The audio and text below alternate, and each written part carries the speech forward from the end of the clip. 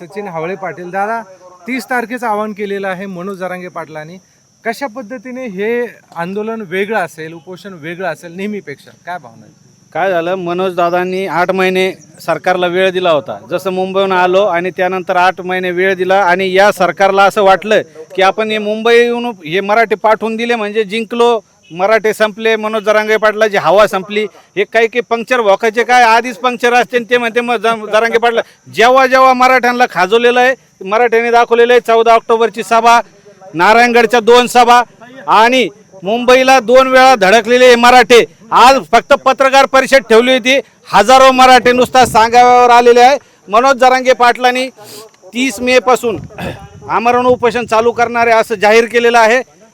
मनोज दादांना आम्ही सगळ्यांनी विनंती केली होती की आपण आमरण उपोषण करू नका. बरेच जण म्हणतात मनोज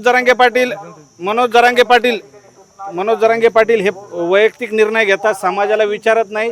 तर आज आपण पत्रकार बांधव आहेत, आपण सगळ्यांनी बघितलेलं आहे.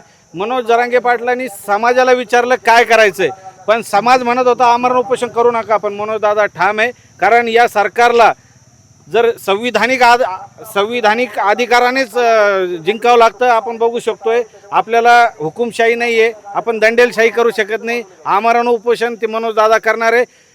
हे जे सगळा व्हिडिओ बघताय त्या सगळ्यांना विनंती आहे, जसं तुम्ही एखादे लग्न, आता लग्न सराई संपली, काल संपली, प्रत्येकाला तुम्ही मूळ वाटी घेऊन जात होते, तांदूळ अक्षता घेऊन जात होते की लेकरा बाळांसह यायचं. त्या पद्धतीने सगळ्यांनी 30 मेला आमरण उपोषण मनोज दादा चालू करत आहे, यायचं आहे. आणि आता जसं तुम्ही काहीतरी एक प्रश्न विचारत होते त्यांना जातीवादाचा, तर या ठिकाणी 18 पगड जातीचे आणि 12 बलुतेदार, या ठिकाणी दलित, मुस्लिम, धनगर, बंजारा, आदिवासी सगळ्या समाजाची या ठिकाणी आज आले होते. तुमच्या पत्रकार बांधवांनी त्या लोकांच्या बाईटही घेतलेल्या आहे. आणि आमचं कसं असतं, बाप दाखवण्याचं श्राद्ध कर. हे बाकीचे काय असते, जसं तो एक वडापाव चोर हाक्या जो डुप्लिकेट केसाचा वीक घालतो आणि एक बिनमिशाचा वाघ माऱ्या. आणि आता कोणता शेंगुळे बाबा आलेला आहे मार्केटमध्ये, त्याने तर मराठ्याला सांगितलं होतं की या ठिकाणी बटुळे नाही, शेंगुळे. तर त्याने आवाहन केलं होतं मराठ्यांनी या ठिकाणी येऊन दाखवा.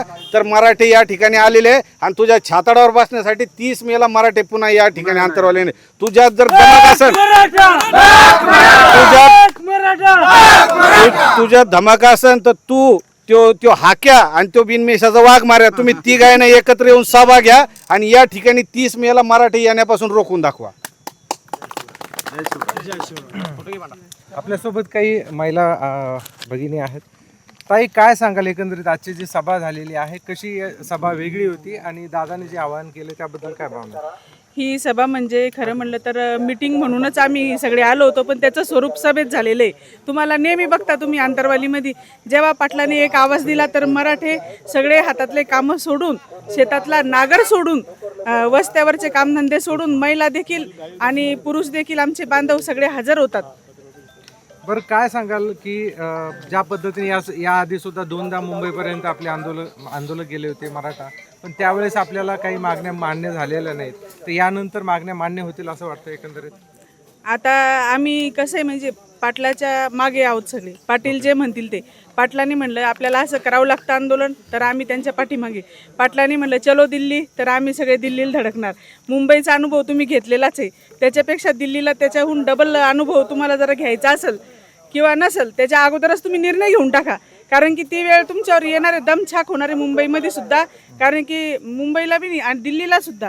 कारण की लाल किल्ल्यापर्यंत एक म्हणजे किल्ल्यावर सुद्धा माणसं चढतील आमची. तुम्ही आता मुंबईला पण पाहिलं, जे बॅरिगेट्स असतात त्याच्यावर सुद्धा आमचे बांधव त्यांनी झेंडा लावलेला आहे. परत महानगरपालिकेच्या वरती, मुंबईच्या एवढं उंच याच्यावरती आमच्या बांधवांनी झेंडा फडकवलेला आहे. हे विसरता कामा नये. आणि तुम्हाला जरा हा रोष आणि ही गर्दी जरा तुम्हाला अगोदरच थांबवायची असेल तर तुम्ही आमच्या हितामध्ये निर्णय घेणे गरजेचं आहे. कारण की आमचे दैवत आदरणीय संघर्ष योद्धा मनोजदादा जरांगे पाटील हे त्यांच्या जीवाचं जर काही बरं वाईट झालं तर याला आम्ही सगळे तर येऊच, पण महिलासुद्धा येणार आहे. तुमचं बंगलेसुद्धा नीट राहणार नाही. नेपाळचं आठवतं का तुम्हाला सगळ्यांना? नेपाळसारखी अवस्था या महाराष्ट्रातच नाही तर भारतात सुद्धा होणार आहे. तर तुम्हाला विनंती एकच आहे, आदरणीय देवेंद्र फडणवीस साहेब, मायबाप सरकार, की तुम्ही पाटील जे म्हणतायत त्यांच्या पूर्ण मागण्या पूर्ण करा. आणि तुम्हाला असंही द्यायचं आहे आणि तसंही द्यायचं आहे, त्यापेक्षा तुम्ही अगोदर गुण्यागोविंदानं आणि सकारात्मकरित्या तुम्ही निर्णय घ्या, अशी आम्हाला आशा आहे. धन्यवाद. चलो दिल्ली. बोलणार इकडे.